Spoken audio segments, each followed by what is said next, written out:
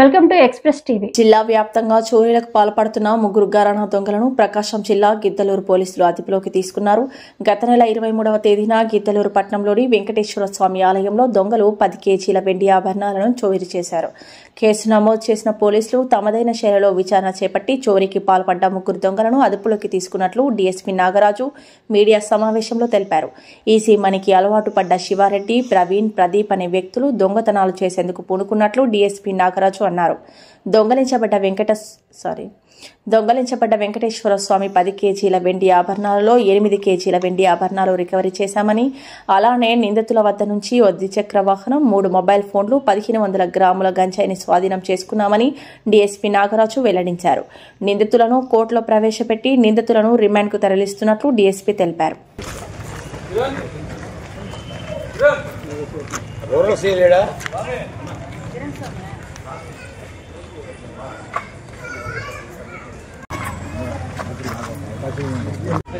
Zoom చేసిన అంత clarity ఉంది నా దాంట్లో క్లారిటీ.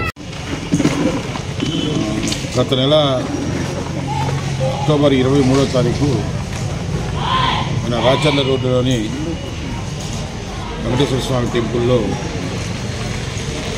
దొంగతనం జరిగి అమ్మవారి మరియు స్వామివారి విగ్రహాలకు అలంకరించినటువంటి సుమారు 10 కేజీల వెండి ఆభరణాలు దొంగిలించిన విషయం గిద్దలూరు ప్రజలకి, చుట్టుపక్కల ప్రజలకు అందరికీ కూడా తెలిసిన విషయం. ఈ కేసు జరిగినప్పుడు ఆ రోజు మా ఎస్పీ గారి శ్రీ హర్షవర్ధన్ రాజు గారి, గౌరవనీయులు హర్షవర్ధన్ రాజు గారికి చెప్పిన వెంటనే ఆ రోజున ఒంగోలు నుంచి కూడా జాగిలాలు కానీ క్రూజ్ టీము, అట్లాగే ఒంగోలు నుంచి కూడా క్రూజ్ టీము, మళ్ళా మన మార్కాపూర్ క్రూజ్ టీము, అట్లాగే అందరూ అధికారులు దాంట్లో ఇన్వాల్వ్ అయ్యి ఎట్టి పరిస్థితుల్లో కూడా ఈ కేసు ఖచ్చితంగా పట్టుకోవాలి అనే ఒక గట్టి ఆదేశాలు మాకు ఇవ్వడం జరిగింది ఎస్పీ గారు.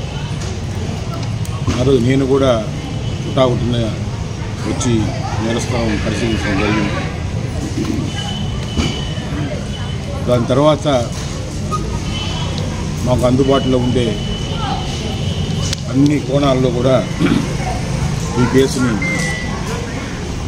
చాలా ప్రతిష్టాత్మకంగా తీసుకుని అన్ని కోణాల్లో కూడా దర్యాప్తు చేయడం జరిగింది. ఈ క్రమంలో ఒంగోలులో ఉండే సిసిఎస్ పోలీసులైన సిఐ జగదీష్ మరియు సుధాకర్ రావు వాళ్ళ యొక్క సహాయం కూడా తీసుకోవడం జరిగింది. అందరి సహకారంతో ఈ కేసులో రాబడిన సమాచారం మేరకు ఈ రోజున వడ్లమాను శివారెడ్డి, జట్టిపోయిన ప్రవీణ్, జట్టిపోయిన ప్రదీప్ అని వీళ్ళంతా కూడా గుంటూరు జిల్లాకు సంబంధించిన వాళ్ళు. ఈ శివారెడ్డి అనేవాడు చాలా పాత నేరస్తుడు. అనేక నేరాలు, దాదాపు ఒక 50 నేరాల్లో ఇతను అంతకుముందు కూడా అన్ని ఊళ్ళల్లో కూడా తాడేపల్లి, ఓల్డ్ గుంటూరు, పత్తిపాడు, చీరాల, బాపట్ల, ఇబ్రహీంపట్నం, వట్టిచెరుకూరు, నల్లపాడు, బద్వేలు, కందుకూరు, సింగరాయకొండ, ఒంగోలు, పిడుగురాళ్ల, జరుగుమల్లి, చీమకుర్తి, సింగరాయకొండ, త్రిపురాంతకం, మన రాచర్లలో కూడా ఒక నేరంలో ఇతను ముద్దాయి. యాక్చువల్గా ఇతను రాచర్ల నేరం చేసినప్పుడు ఆ కేసులన్నింటిలో కూడా గతంలో అతను జరుగుమల్లి పోలీస్ స్టేషన్లో అరెస్టు కాబట్టి రీసెంట్గా అతను విడుదలైన తర్వాత కొంతకాలం అతను రాచర్ల పరిచయం ఉంది కాబట్టి రాచర్ల నుంచి గిద్దలూరు వచ్చే క్రమంలో ఈ టెంపుల్ను చూడటం జరిగింది.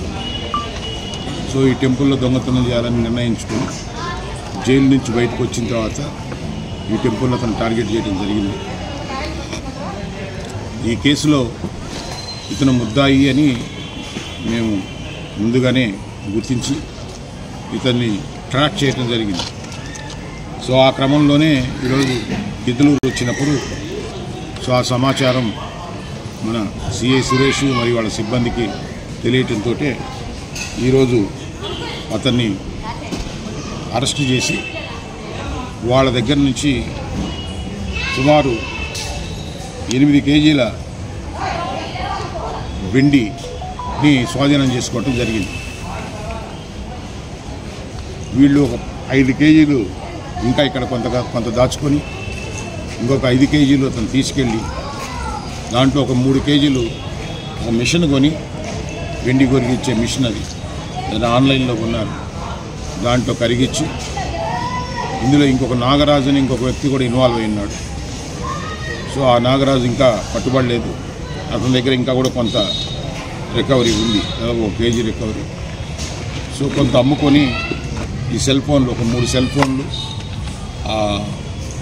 వెండిని కరిగించే ఇంకా దొంగతనాలు చేయాలనే ముందు ఆలోచనలతోటి ఇట్లా ఎక్కడైనా వెండి దొరకంగానే వెండిని కరిగించే ఒక మిషన్ కూడా కొనుక్కోవటం జరిగింది.